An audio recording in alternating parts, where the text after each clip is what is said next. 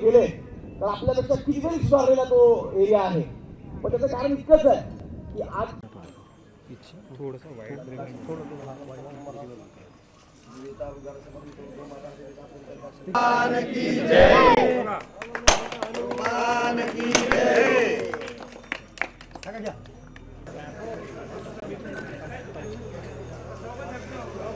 नका बघू.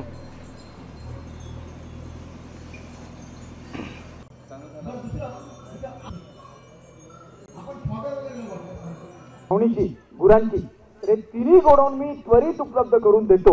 आपण इथे उपमुख्यमंत्री महोदय देवेंद्रजी फडणवीस साहेब जेव्हा मुख्यमंत्री होते तेव्हा त्यांनी ताबडतोब इलेक्शन पर्यंत 4 महिने आपल्याला मित्रांनो आहे, 120 दिवस, त्यातले 100 दिवस आपण निवडतोय. दुष्काळ पडला की मराठवाड्यातलं हे चित्र नित्याचं.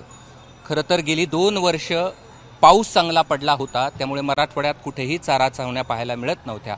मात्र यावर्षी पुन्हा पावसानं ओढ दिली, दुष्काळ पडला, गावामध्ये पिण्याला पाणी नाही, चारा नाही आणि त्यामुळे पुन्हा एकदा मराठवाडा हा चारा छावण्याकडे त्याची वाटचाल सुरू झालेली आपल्याला पाहायला मिळते आहे.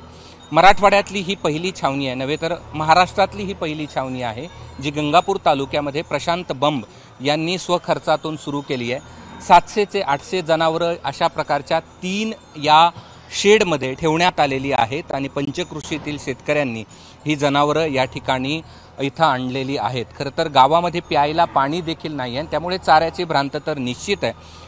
2 वर्ष अत्यंत चांगले गेलेले होते कारण की खूप चांगला पाऊस झालेला होता. मात्र पुन्हा मराठवाड्याच्या नशिबी या ठिकाणी दुष्काळाच्या झळा बसू लागल्या आहेत आणि याच झळामुळे ही जनावरांची वाट पुन्हा एकदा चारा छावणीकडे सुरू झालेली आहे. आपल्यासोबत काही शेतकरी आहेत, त्यांना का इथं जनावरं आणावी लागली, गावात नेमकी काय परिस्थिती आहे हे देखील आपण जाणून घेणार आहोत. बाबा, तुम्ही कुठले, किती जनावरं तुम्ही आणलेली आहेत आणि गावातली काय स्थिती आहे? 6 जनावर आहे आमच्यावाले. आम्ही खोजेवाडीचीच रहिवासी आहे. आमचे एकच झालं, पाणी नाही. पाणी नसल्यामुळे शेतामध्ये काही पीक झालं नाही. पीक झाल्यामुळं आमचे ढोरं आता खायला त्यांना पाणी नाही, चारा नाही. मग आमचं काय करावं बा या विचारानं आम्ही एक दिवस सहज विषय झाला आमचा शेतकऱ्याचा. तितक्यामध्ये काय झालं, आमदार साहेबाला येणार म्हणून आम्हाला फोन आला. मग आम्ही 13 तारखेला त्यांना बोललो, म्हटलं साहेब आमच्याजवळ चाऱ्याला पैसे नाही, पाणी नाही गावात प्यायला. मग 13 तारखेला झाल्यानंतर मग ते बघू म्हणे आपण काय करतो.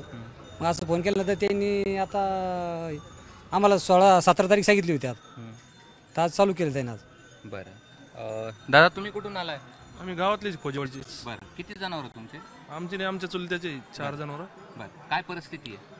प्यायला पाणी नाही गावात, इतकी कंडिशन खराब आहे. तर जनावरांचं तर अवघडच आहे. समजा टँकरने पाणी आहे गावाला, 8 दिवसातून एकदा एका गल्लीला पाणी येतं.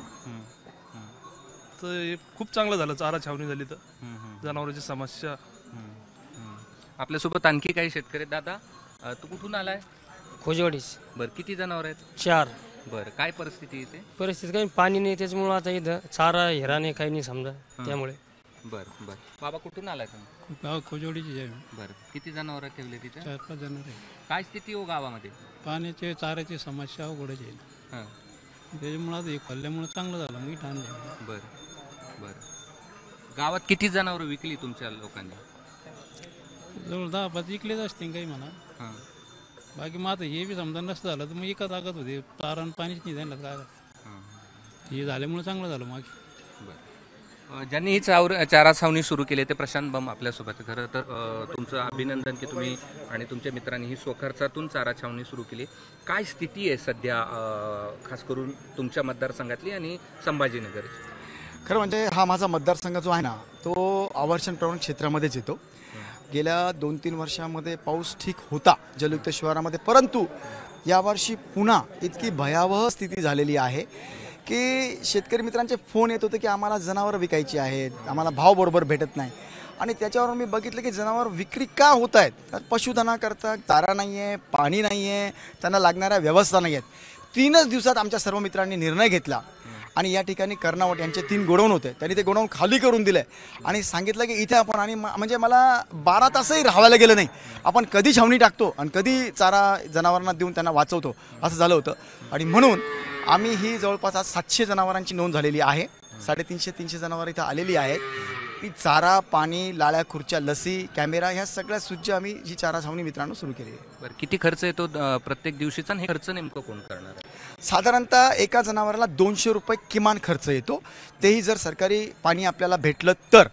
आणि हा सर्व खर्च सध्या तरी आम्ही वैयक्तिकरित्या माझे मित्र सर्व मिळून करत आहोत. वैयक्तिक छावणी ही सुरू केलेली आहे. कलेक्टर महोदयांनी आम्ही निवेदन दिलं आहे. जवळपास 2000 जनावरांची आमच्याकडे डिमांड आलेली आहे. तरीही ती परवानगी भेटो न भेटो आम्ही 2000 जनावरांना निरोप दिले त्या सगळ्या मालकांना, शेतकऱ्यांना, की तुम्ही इथे जनावरं घेऊन या, आम्ही त्यांची व्यवस्था ठेवूया. अपेक्षा आहे की कलेक्टर महोदय येत्या 3 दिवसामध्ये याची परवानगी देतील, जेणेकरून पुढे 10,000 15,000 जरी जनावरं झाले तरी आपण घेऊ शकू. तरीही किती हजार जरी जनावरं झाले तरी आम्ही त्यांची निगा नक्की राखूया.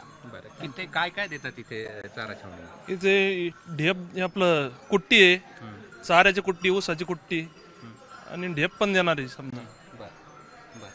आता आपण पाहतोय खरं तर हे अत्यंत दुर्दैवी चित्र आहे. प्रत्येक वर्षी हे मराठवाड्याच्या नशिबी येतं. 2 वर्ष वगळले तर हे पूर्वी चित्र आपण सातत्यानं पाहिलेलं आहे. आणि मुक्या जनावरांना चारा छावणीत येण्याची पुन्हा एकदा वेळ आली आहे. आणि त्याचं कारण आहे लहरी निसर्ग. पावसानं ओढ दिली आणि त्यामुळे पुन्हा एकदा हे जी डोंगरावर रानात मळात चरणारी ही गुरं जी आहेत ती बंदिस्त झाली आहेत चारा छावणी मध्ये. आणि पुन्हा एकदा मराठवाड्यात अशा पद्धतीच्या चारा छावण्या सुरू झालेल्या आपल्याला पाहायला मिळत आहेत. आणि ही मराठवाड्यातली पहिली चारा छावणी आमदार प्रशांत बंब यांनी स्वखर्चातून या ठिकाणी सुरू केलेली आपल्याला पाहायला मिळते आहे. अशा चारा छावण्या जर भविष्यात शासनाच्या वतीने जर सुरू झाल्या तर सर्वसामान्य शेतकऱ्यांच्या समोरचा जो मुक्या जनावरांचा चिंतेचा प्रश्न आहे तो या ठिकाणी सुटेल. आणि खरं तर प्रशांत बंब यांनी हा सर्वसामान्य शेतकऱ्यांना दिलासा दिलाय. त्यांच्या समोरचा मुक्या जनावरांचा गंभीर प्रश्न थोडं तरी त्याला दिलासा देण्यासाठीचा प्रयत्न केला आहे. कॅमेरामन धनंजय दारुंटेसह मी कृष्णा केंडे, एबीपी माझा, गंगापूर, छत्रपती संभाजीनगर. एबीपी माझा, उघडा डोळे बघा नीट.